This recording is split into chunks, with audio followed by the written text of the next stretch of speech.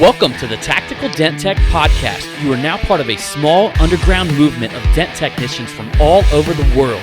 We are on a mission to change our industry with innovation, intelligence, and skill.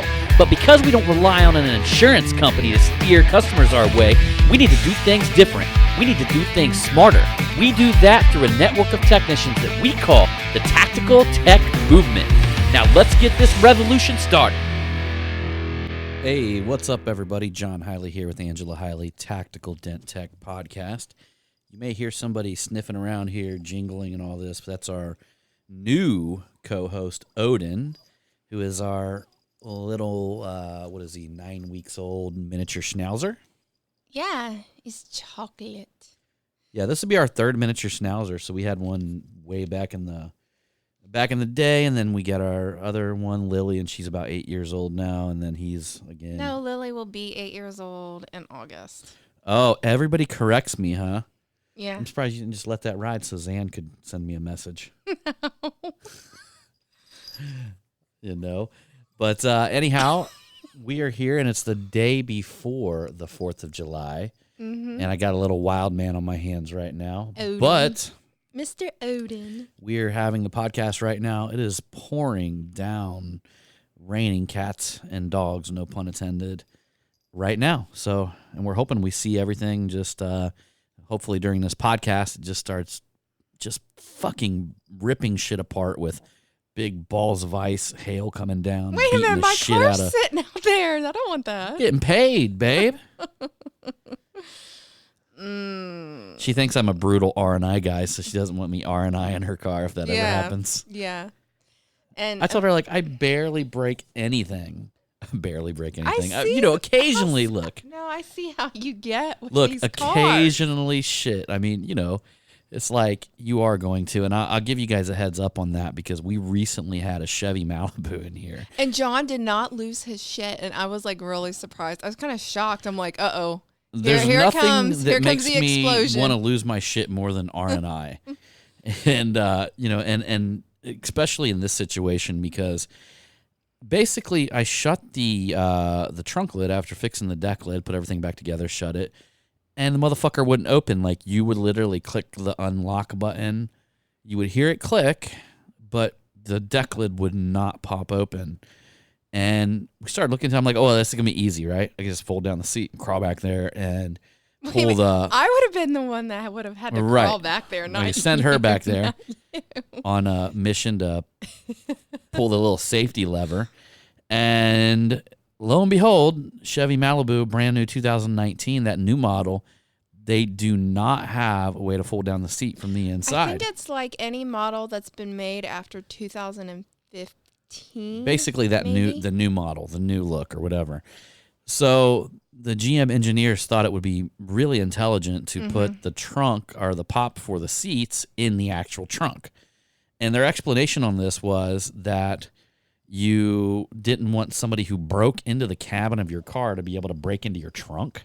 No, I thought it was also used for, like, if somebody was stuck in the trunk, that they would either be able to get out of the trunk or they'd be able to pull the lever for the seats and then crawl out of it just, they actually have a lever for that in the trunk. It's the safety lever, the one I know that. And that lever was our biggest fucking problem because that's what apparently and just a heads up on you guys, keep an eye on this because all I did was install the carpet liner and it was putting pressure on the safety lever, making it to where the trunk would not pop open.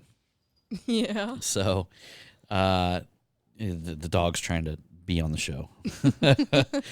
So, he wants to speak. Yeah. So literally, like, I messed around with it for a little while, and finally, I was like, I'm not gonna let this shit ruin my day. I'm not gonna literally keep fucking with it. I was attempting to pull the back seat out.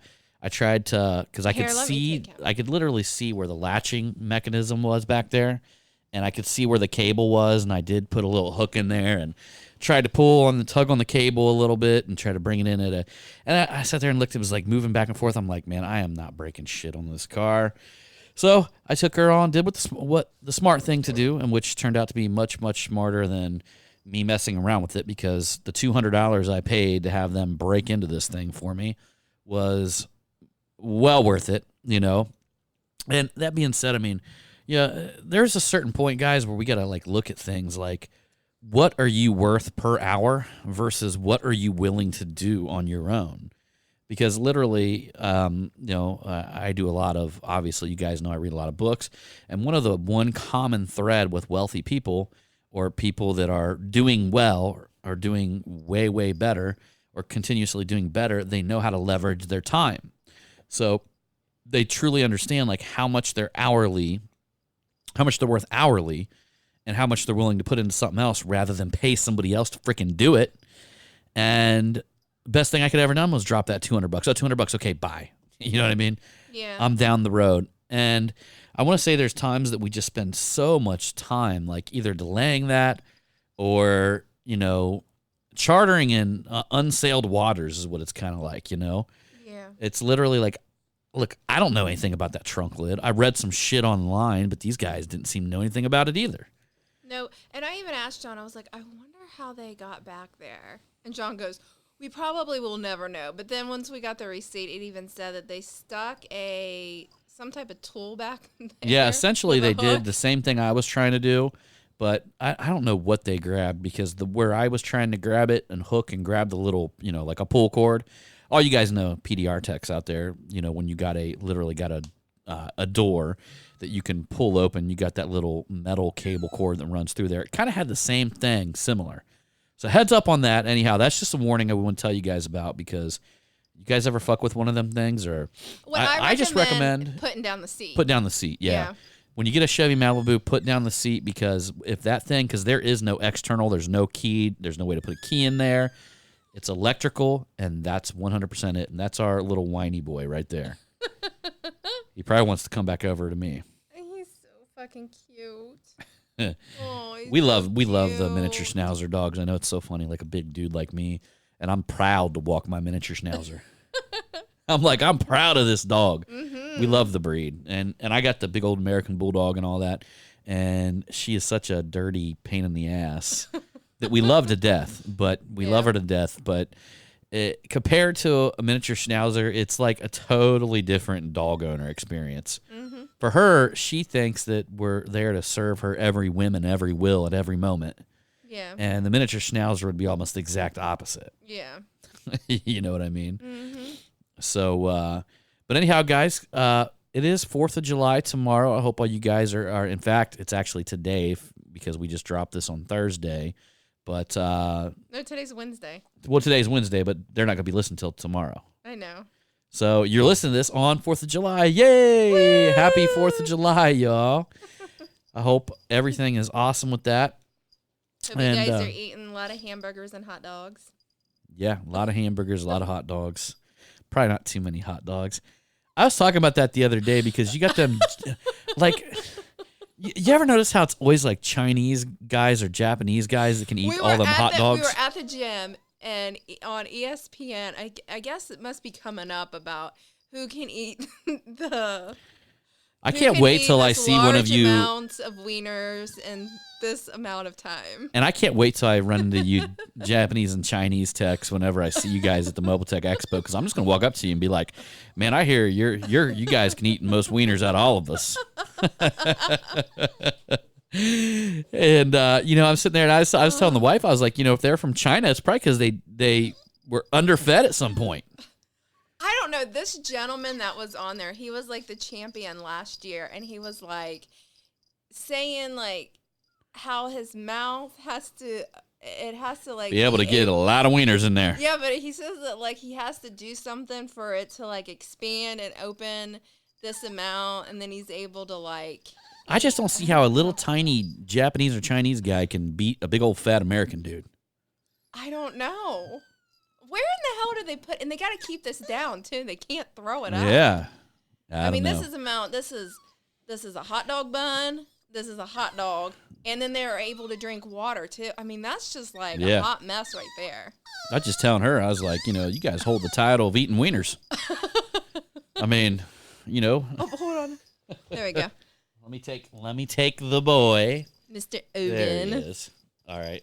This dog is pretty crazy I know. right now, guys. Usually, He's gone wild. I know. Usually, it's all about like wanting to take a nap and stuff like that. Yeah, But now we got a wild dog on our hands. Yeah. We He drove. likes to kiss. We drove an hour away to get this boy, Pretty boy. which was a hot mess driving up there, but it was a nice drive coming home. And we found out that he's a really stinky farter, by the way. I'm thinking it's because of change of an environment, and he's just, I'm thinking that once we left there, the lady who sold him to us went to her husband because her husband was there and was like, "Hey, they bought old Stinky." Because this dog can light up the whole room. She had some very pretty schnauzers there. She did. Yeah. They were beautiful. So anyhow, y'all, and what do we want to talk a little bit about today other than miniature schnauzers, farting, and all the great stuff we like to talk about on this podcast? I want to talk a little bit about a book that I've been listening to about creating a story brand for your company. Oh, and this actually might be something you're interested in. But I thought we were going to talk about being American. Well, I thought about that, and we were going to research. This is American, this thing I'm talking about right here. This is definitely American. You tell me this podcast is not American when we already talked about foreigners eating wieners. We're going to talk about like the Declaration of Independence. Hey, and that's American right there. Individuals who signed it. Hey, that's American right there. Foreigners who eat wieners. It's right. Them foreigners over there, they're the best wiener eaters there is. You tell me that's not an American podcast right there. Hell, I could probably just talk about that the whole time. Them foreigners, they really eat a lot of them wieners. Oh, dear Lord. You eat a lot of wieners for a skinny guy there. We were at Planet Fitness and we were watching this. John's like, I cannot watch this. This is disgusting. I'm just sitting there thinking, like, how in the hell do them little guys eat all them wieners? And then I was like, well, maybe it's because they were starving when they were growing up because didn't live in America. Every other country, they starve over there and all them other countries. Over here in America, that's what we're bountiful and plenty and free. Wait a minute. Another thing that we saw at Planet Fitness when we were when we were on the treadmill was Trump went to North Korea. Ah, yeah. Wonder how that conversation went. But do you realize like how many people on the left that he has pissed off?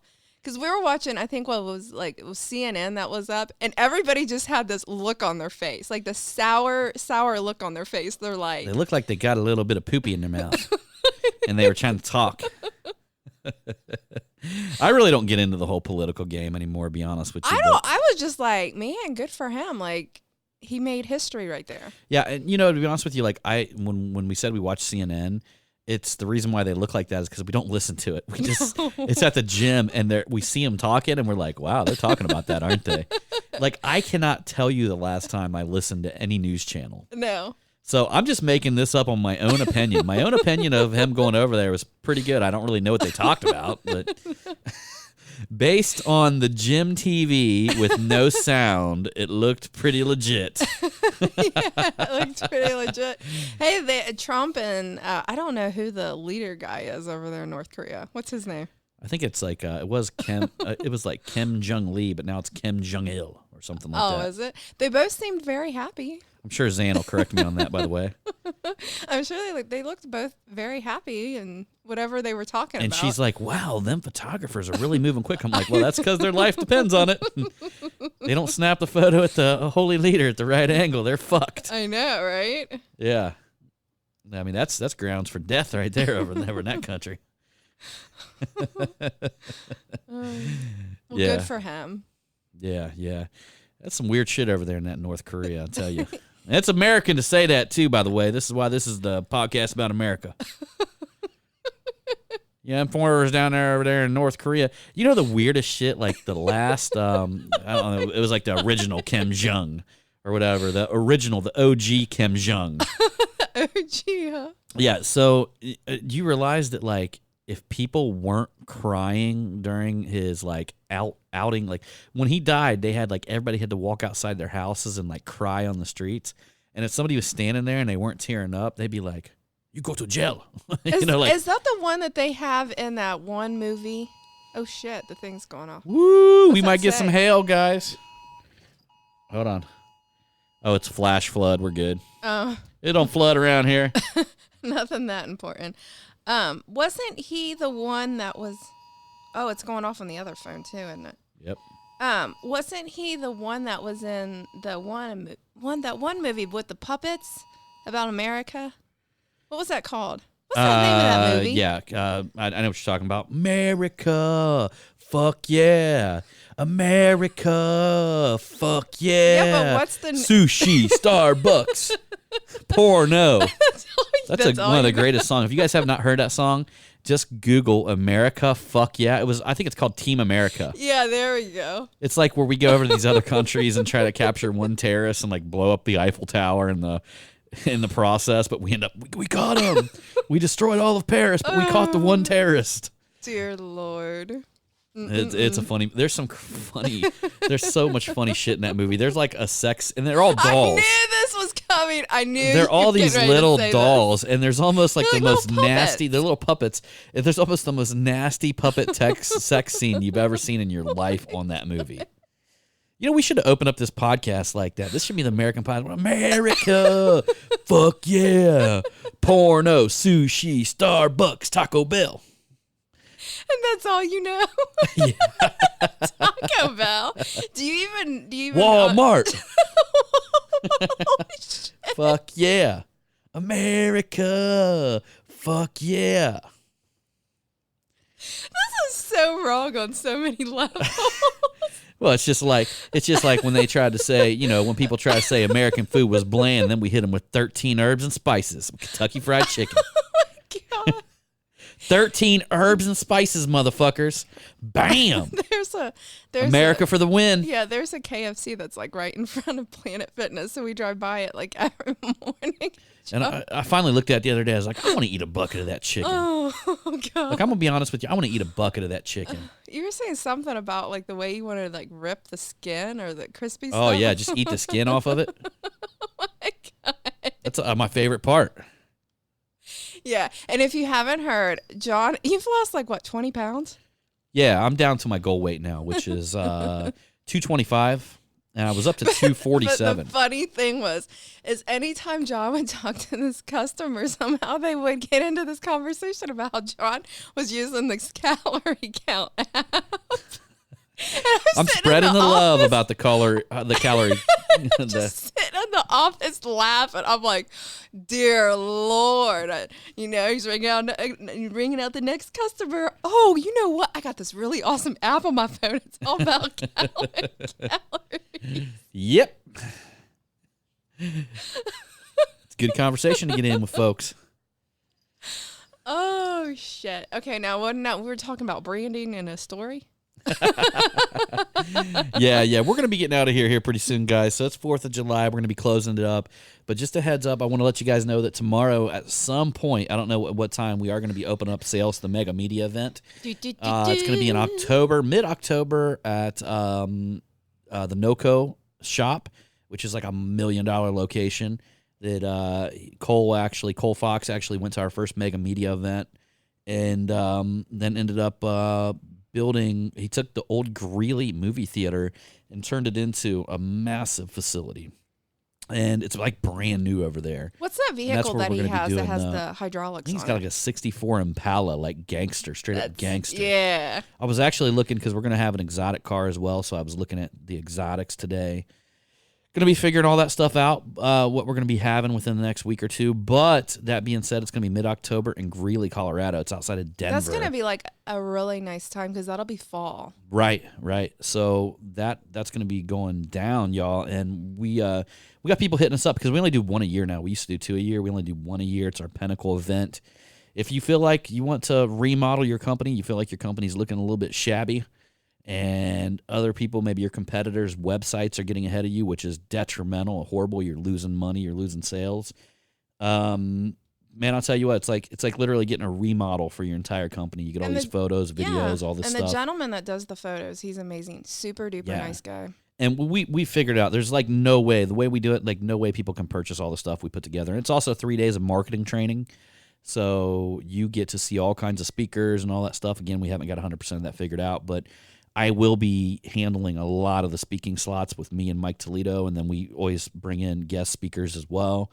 But we are going to drop something, put something together that's phenomenal. We're going to be talking about running traffic and also creating the content, which I've got this crazy idea that I'm going to be releasing at the event that's going to make it really easy to create pillar content and create, meaning like a big piece of content, and really easy to scale it and turn it into smaller pieces of content. And we're going to go into that cycle of how that's done.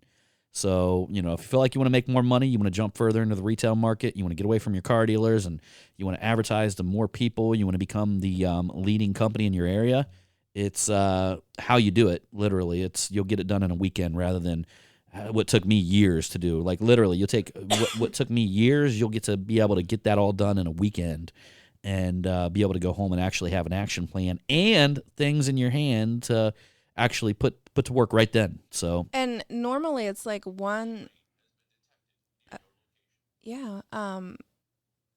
that thing that got me. we got a notification here. Hopefully it said hail was detected on your location. No, what I was basically saying is like a lot of people that had previously been to one, they always come back to the next one. Yeah. So we got a lot of repeat attendees and all that stuff because it's kind of addictive because you go in there and let's just say you're kind of down in the dumps. Your business hasn't really moved much for you. You feel like you're doing the same thing every day. It's like getting around a bunch of successful people and charging your battery, and when you leave there, your battery's like fully charged. Like, dun, dun, dun, dun. And you go out and you get on fire, and things change. So that's what is the key, is to learn the things and put the things to work that you get there, and you will be sure to take that investment and turn it 10 times over and over again. It's like a lifetime investment. So if you want to invest in yourself, that's going down. But above and beyond that, I do want to tell you guys something that I'm looking into right now and something that I'm actually studying right now. It's called creating a story brand. And one of the coolest things that I've studied about this is literally when you tell stories, you are helping your clients imagine, okay? And what I mean by that is something I learned about this, creating a story brand, is that if you put too many analytics or too many things that people have to actually think about to buy or to understand exactly what you offer, they will literally be repelled from your brand because it all goes back to our primal instinct, okay? And our primal instinct was to stay away from, during everyday life, you get hit with all these things, to stay away with something that actually burns calories. Yeah. So, believe it or not, it's like our marketer one time told me, he called it our lizard brain. Basically meaning the brain that came from whatever, the caveman or whatever you want to call it. And it basically is designed to survive, right? Yeah. And part of survival was like not burning unnecessary calories. Well, whenever you come across something, some sort of website or some sort of company, and they hit you with like a lot of analytical things and a lot of, a lot of facts and all this kind of stuff, you literally are caused to burn calories to actually think them through, to process all that, right? Mm-hmm. But when you convert it into becoming a story brand and you tell stories, you are actually not, you're literally helping people imagine, because we're imagining all the time. Yeah. Whether we're thinking about the past, whether we're thinking about the future, whether we're actually focused on what's going on currently right now, right? Yeah. Whether we're in the now, we're in the past, or we're in the future, but we're always sitting there thinking and imagining, imagining, right? And when you begin to tell stories, that's why stories are so compelling. When you begin to tell stories, people, you jump into their imagination, right? Mm-hmm. And which they gravitate towards that because it doesn't burn calories. It goes back to our original, our lizard brain. Yeah. And one of the things that he was talking about in that is kind of emulating movies, right? Mm-hmm. Because literally, if you're watching a really, really good movie, it's going to cause you to lose yourself into it. Basically, the movie is going to take over your imagination for you during that time.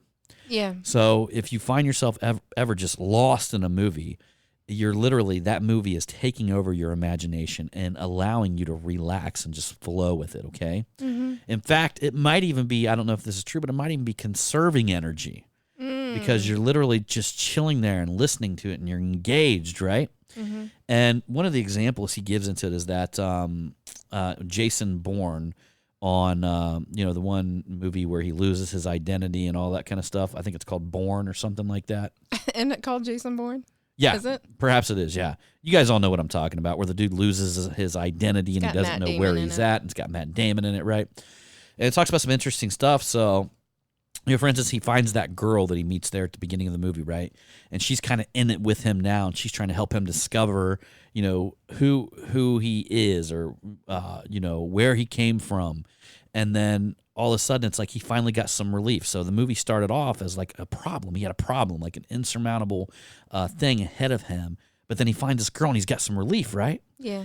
And then all of a sudden, him and the girl, all these things happen. All these people are coming after him, and they got to get out of the country, right? So a movie is it's kind of like recycling what you call a story gap. So what happens is there's like a conflict resolution, right? Yeah.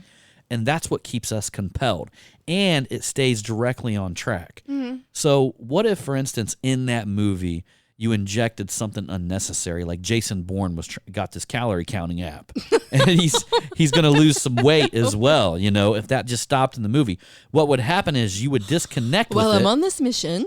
Right, because it doesn't make sense. It doesn't make sense to the brain. And you would stop. You would get tired. The movie you would be like you were losing yourself in the movie, and then this happens, and you're trying to put two and two together. Like, why did that happen? It's almost like the movie Noah that we watched. Right. All the weird shit that happened is what disconnected us. But we almost kept watching it because it was so bad. I can't believe Russell Crowe read that. I was hoping it was going to get better. And I'm can't like, believe Russell Crowe fuck? read the movie script of that and decided it was a good idea to be a part of that movie. Is that when he like, what's it called? Jumped the shark? Yeah. Yeah, probably.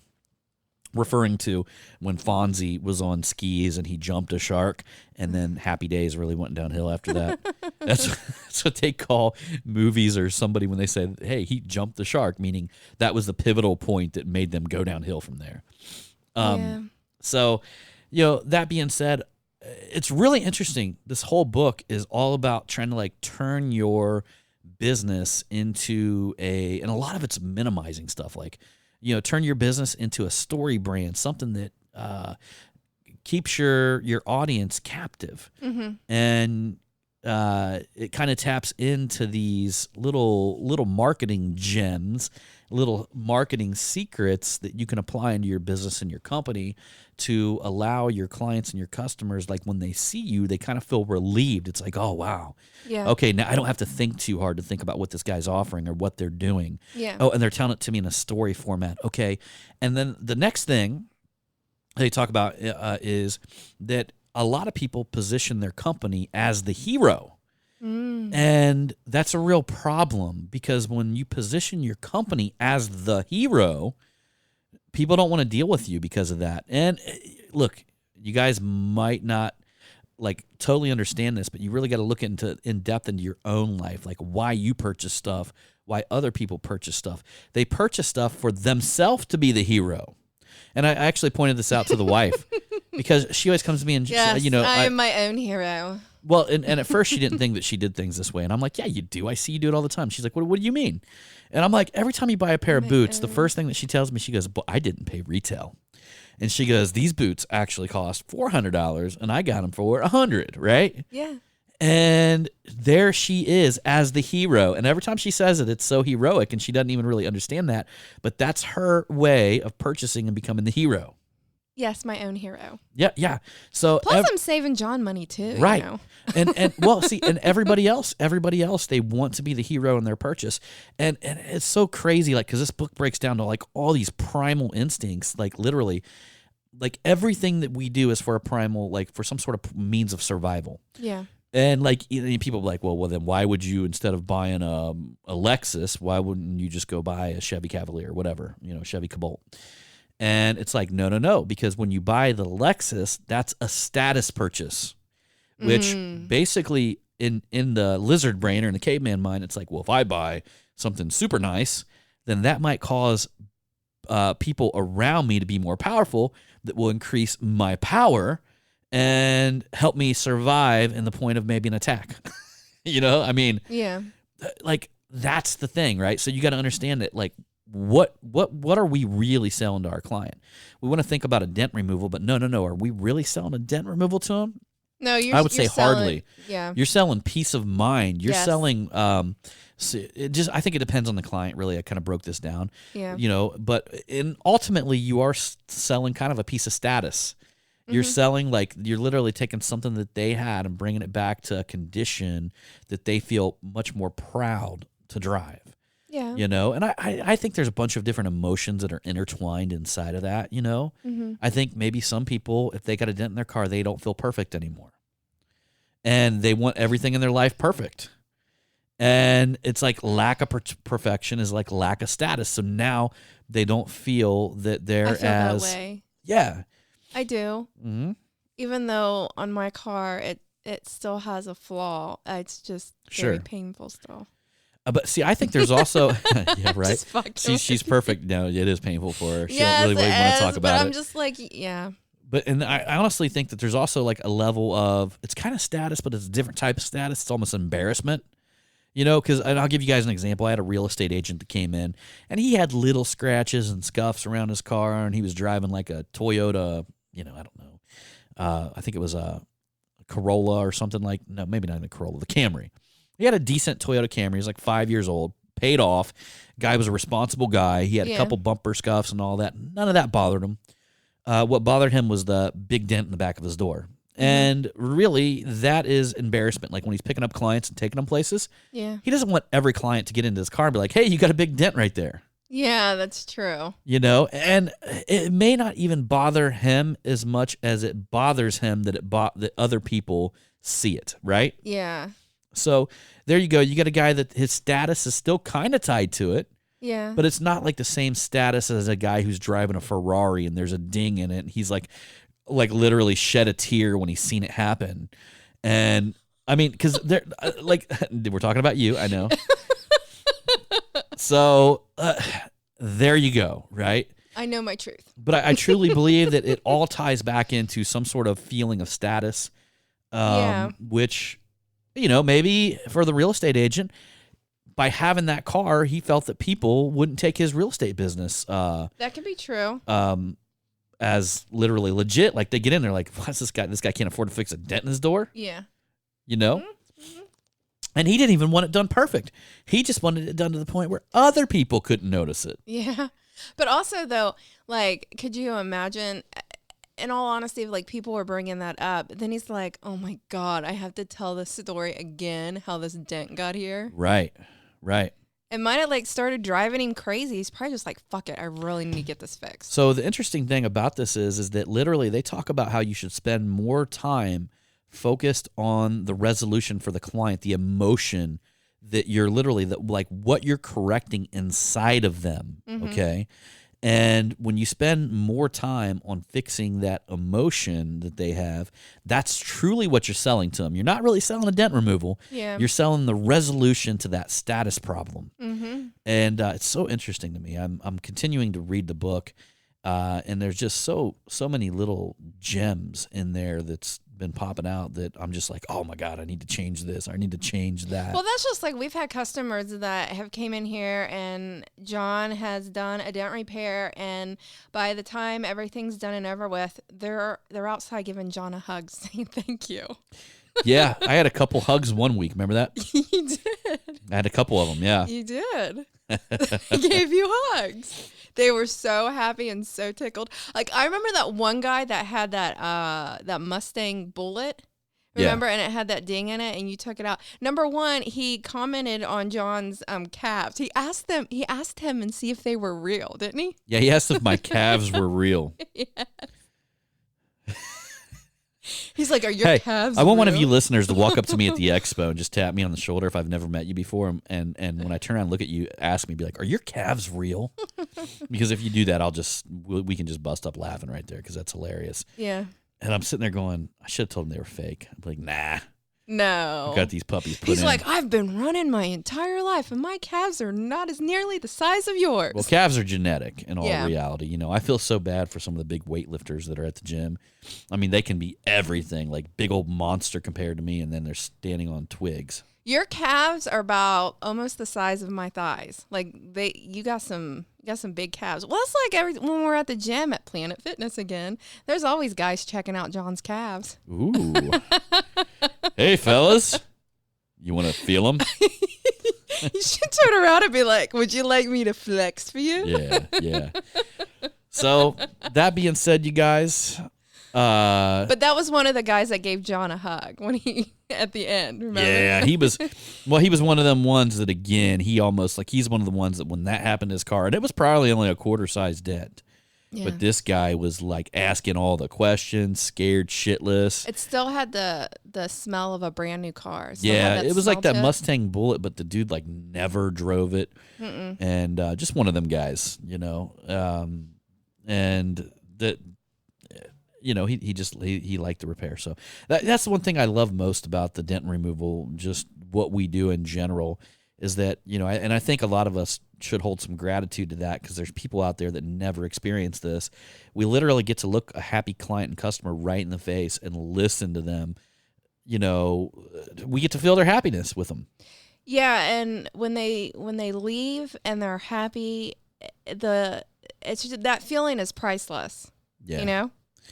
So anyhow, everybody, we appreciate you for coming along on this podcast. And hope you all have a happy 4th to get of out of here. July. It's 4:15, and it's on the day. It's the July 3rd. We got to get out of here, y'all. Yeah. Got to go play with our puppy. Mm-hmm. A new puppy. Yes, the best feeling in the world. Yep. All right, everybody, we appreciate you. And don't forget to write that review because you don't know. I'm telling you, I am dropping a T handle here pretty soon. Ooh, baby. And getting the specs coming out here soon. So, man, you guys better watch out. I'm just going to I'm going to start having some crazy fly, like all of a sudden, just any moment, I know. do a giveaway on literally on our reviews. So Don't miss out. you guys better jump on that, write us a review. Jump and on it. not to mention, Jump on it. look, we appreciate it. And that helps me. That gives me all this motivation to go out and try to find great things and great value that I can deliver you guys because you know what? I mean, I just really appreciate all y'all out there, all you Tactical Dent Tech folks in our group. You know, all you listeners, we greatly appreciate you guys. And don't know where I'd be without you, man. Stop. You're going to get me all teary-eyed. I swear, I can cry at the drop of a dime. Yeah. I can. I can. All right, everybody, we appreciate you. And we'll go see you on that next one. And remember, it's all about the motherfucking hustle. Pew, pew. Bang, bang.